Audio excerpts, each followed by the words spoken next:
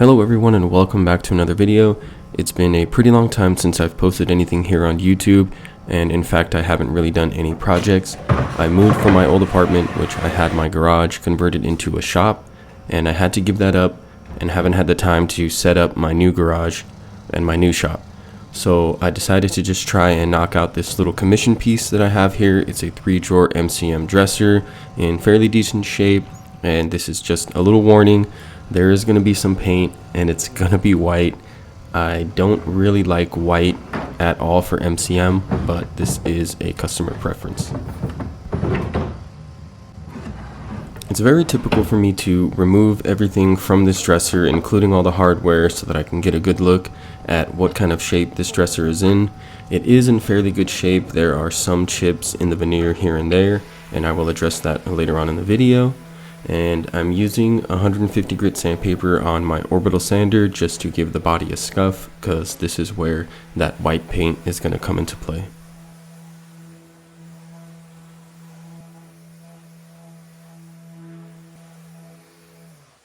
One of the main reasons why this dresser is getting painted is because the top is a Formica. It's like a plastic veneer and it can't be stained or manipulated in any way. And to replace it would be a little bit of a pain because it may not match the body completely, so the customer just opted to have it painted.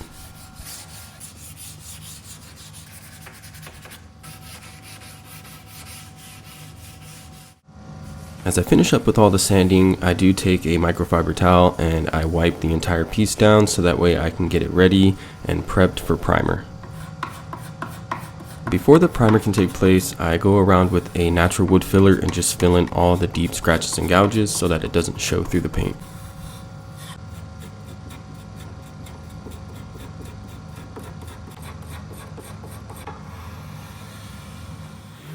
If I can ever help it on a project, I like to save some of the bare wood so that way I can keep some of its old character.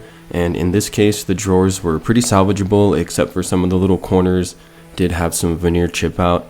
And I just used some natural wood filler to fill those in, and this stuff is stainable, and I could assure you that the darker colors usually look a lot better than the lighter colors. So I wanted to create some contrast for the top drawer by removing the trim piece, painting the background white, and keeping the top trim piece stained as the other drawers, so that way it stands out. And I knew that it was going to be a task taking it off and that I would ruin the veneer underneath, but it really didn't matter because it was going to get painted anyway. And the reason why it was not very easy to take off is because they decided to use nails and glue, which typically in higher end MCM pieces, they'll usually use screws so that way you can take it apart as much as possible in order to restore it. But I did get it removed. I had to remove all of the veneer so that way I can sand it down and paint it white anyway, so there was really no point on trying to save the veneer.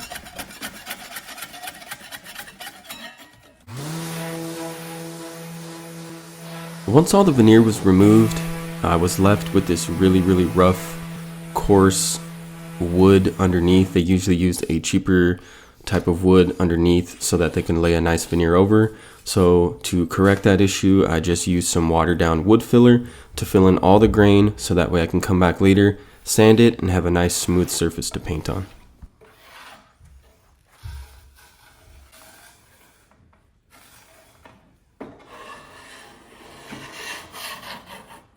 As that front drawer sits there to dry, I move on to working on that trim piece and sanding it down to bare wood.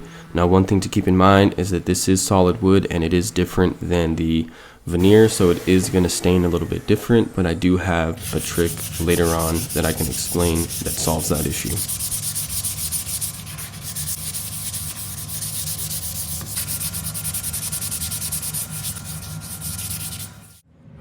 Now that it's time to address the drawers, I did notice that there was a little bit of damage to the dovetail joinery, so I just used some wood glue to try to fit it into all the cracks and crevices of it so that it can create a good bond, and I used a bucket of sand just to weigh it down while it dries, and really there was only one drawer that had that issue, so I was kind of thankful for that.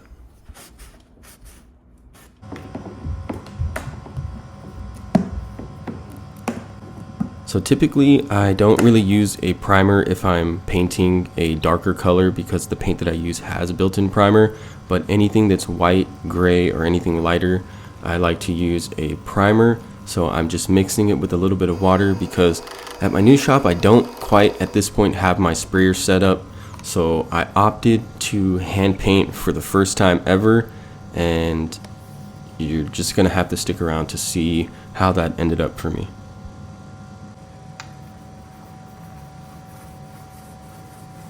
So rolling this on, I do 2 coats of full coverage with sanding in between each coat with 120 grit sandpaper by hand. And one of the things that I did notice with hand rolling or hand painting is that it does leave lines, and it does take a lot longer than using a sprayer.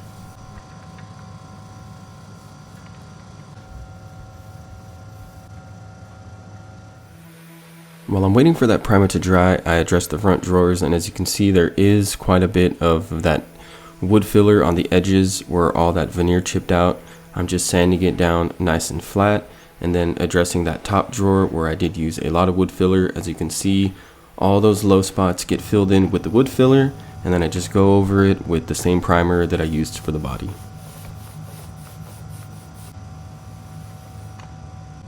While waiting for the primer to dry, I move on to the staining process.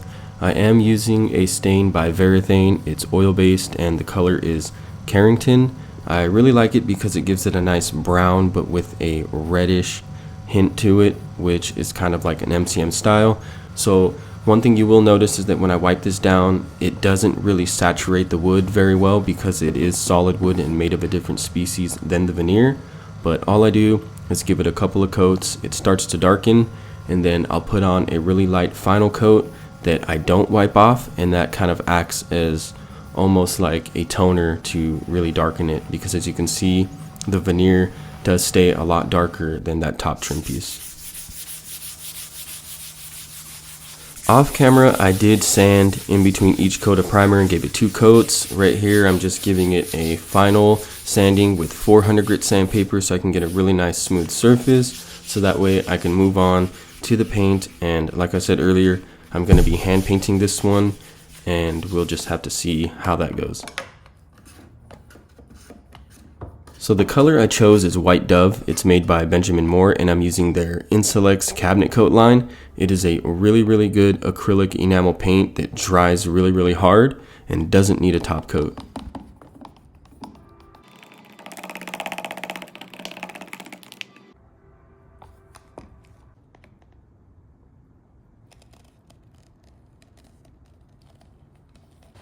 I'm using a foam roller so that way I can get a really nice smooth finish. I watered the paint down so that way it can level itself out and not dry too fast and create a lot of air pockets.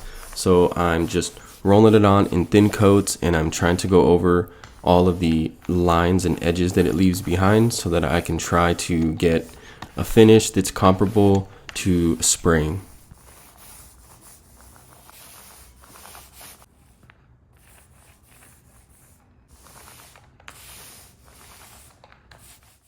And after having a little bit of time to dry, you can notice a lot of air bubbles were left behind, and it doesn't really show up, but there's a lot of lines as well.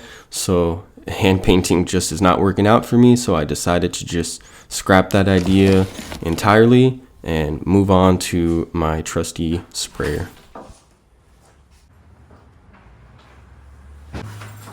Because I don't have my shop set up yet and I don't have any floor coverings to protect the floor from paint or any other stuff that can get on there, I'm using Wagner's spray tent. It's a little small and you can't really fit big projects in there, especially big projects that I like to work on, but since this one was small, I decided to just go get a hose for my sprayer and spray it, because that just gives me the best finish that I can possibly ask for.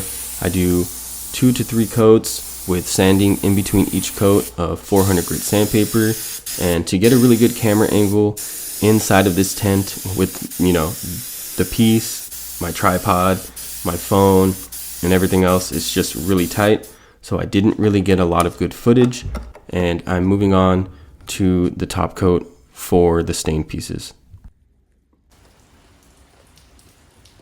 I'm using Bear's water-based polyurethane in a satin finish, and I'm not sure if any other flippers out there or anybody that likes to do DIY stuff out there has this same issue, but I can't seem to find the big VERATHANE gallons of polyurethane that I used to use, so I'm kind of opting for this because it's the only option that I can find. So after spraying a coat, I get my 400 grit sandpaper and I sand everything down smooth, just a quick scuff sand so that I can put on my second coat.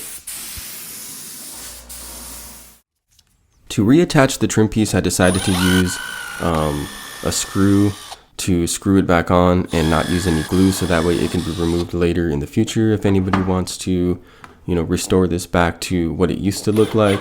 So I'm just using some 1 1/4 inch wood screws, and I used a drill bit just to kind of bore out the holes so that way I don't crack or split the wood.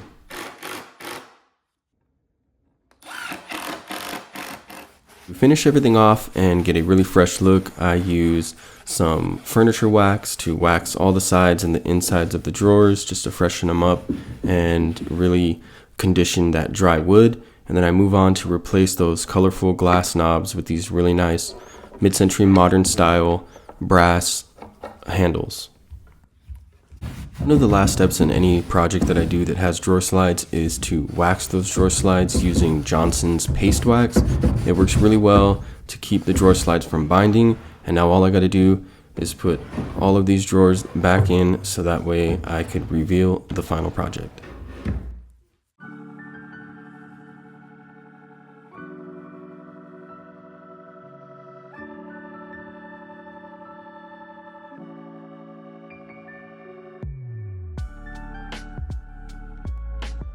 I'd like to thank everybody who follows me for being patient. I really want to start getting more videos out, and really quick at the end of each video I like to give a quick breakdown.